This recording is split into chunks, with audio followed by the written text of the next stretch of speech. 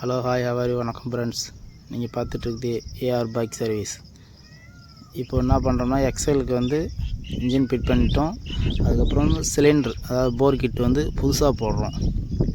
ரீபோர்லாம் பண்ணி போடல, புதுசாக வாங்கியாச்சு. புதுசு வாங்கிட்டு அதை வந்து இப்போ ஃபிட் பண்ணணும். அசம்பிளி பண்ணிவிட்டு அதுக்கப்புறம் தான் மற்றதெல்லாம். இதில் வந்து சென்டர் கனெக்டர் ஃபிட் பண்ணியாச்சு, மேக்னெட்டும் ஃபிட் பண்ணியாச்சு. இப்போ போர் மட்டும்தான் ஃபிட் பண்ணணும். போர் ஃபிட் பண்ணுறதுக்கு புதுசாக வாங்கியாச்சு. லேத்தில் கொடுத்து ரீஒர்க்லாம் பண்ணலை. ஏன்னா ஒரு போர் வந்து மேக்ஸிமம் 2 டைம், அதிகபட்சம் 3 டைம் பண்ணலாம். அதுக்கு மேலே பண்ணான்னா அவங்களாம் பண்ணலாம், பட் மைலேஜ் வராது. கரெக்டான மைலேஜ் வராது. அதனால் புதுசே போட்டாச்சு. இது பிஸ்டனு ரிங்ஸ் எல்லாம் அதிலே வந்துடும். இப்போ அது வந்து உள்ள லாக் வரும். இதோட ரேட்டு பார்த்திங்கன்னா கம்மியாக தான் வரும். ஒரு 1800 அந்த ரேஞ்சுக்குள்ளே தான் வரும். நீங்கள் ரீபோர் பண்ணுறதுக்கு புது போரே நம்மளுக்கு பெட்ரு. அதேமாதிரி நம்ம சேனலை எல்லாம் பார்க்குறீங்க, யாரும் லைக் பண்ண மாட்டேங்கிறீங்க. ஒரு லைக் மட்டும் பண்ணிவிடுங்க, மறக்காமல் ஷேர் பண்ணுறேங்க. இந்தமாரி வீடியோ அடிக்கடி போட்டுட்ருப்போம், கொஞ்சம் சப்போர்ட் பண்ணுங்கள் ஃப்ரெண்ட்ஸ். இப்போ பிஸ்டனில் அதில் ஒரு ஏரோ மார்க் இருக்குதுங்கள, அந்த ஏரோ மார்க்கு எக்ஸல் ஹெவி டியூட்டிக்கு அந்த ஏரோ மார்க் எக்ஸல்னாலே அந்த ஏரோ மார்க் வந்து சைலன்சர் பக்கம் தான் வரணும். அந்த அம்புக்குறி சைலன்சர் பக்கம் வந்துடும். அந்த அம்புக்குறி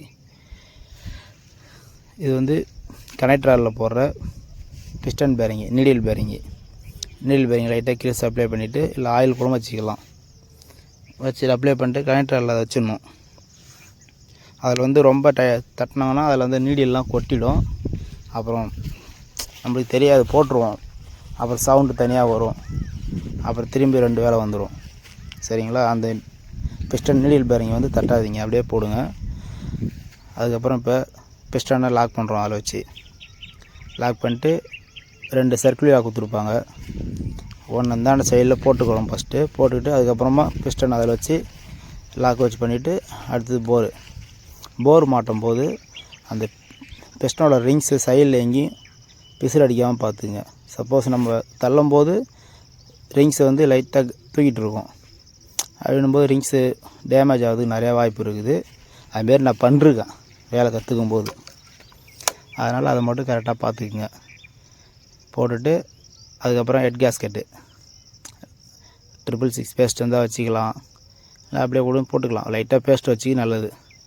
இந்த கேஸ்கெட்டு மட்டும் போயிடுதுங்கன்னா வண்டிக்குள்ள ஸ்டார்டிங் டபுள் அடிக்கடி வரும்.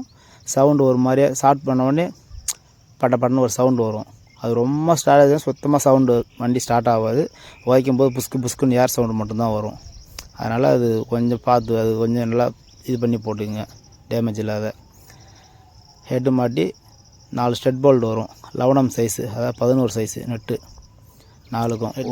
இப்போ 2 வாசல் ஒரு பூ வாசல் மாதிரி கட்டு வாசல் ஒன்று வரும், நார்மல் வாசல் போட்டு ஈவனாக டைட் பண்ணிக்கிங்க. பிடிச்சிருந்தா லைக் பண்ணுங்கள், மாற்றி டைட் பண்ணால் ஷேர் பண்ணுங்கள், மறக்காம இதாகாது. அதனால் ஒரு ஈவனாக ஓகே ஃப்ரெண்ட்ஸ். ஃபுல் டைட் பண்ணிக்கிங்க, மீடியம் டைட் பண்ணுறது அடுத்த வீடியோவில் சந்திப்போம். மீடியம் டைட் பண்ணிங்கன்னா சப்போஸ் லூஸ் ஆகிறதுக்கு வாய்ப்பு இருக்குது.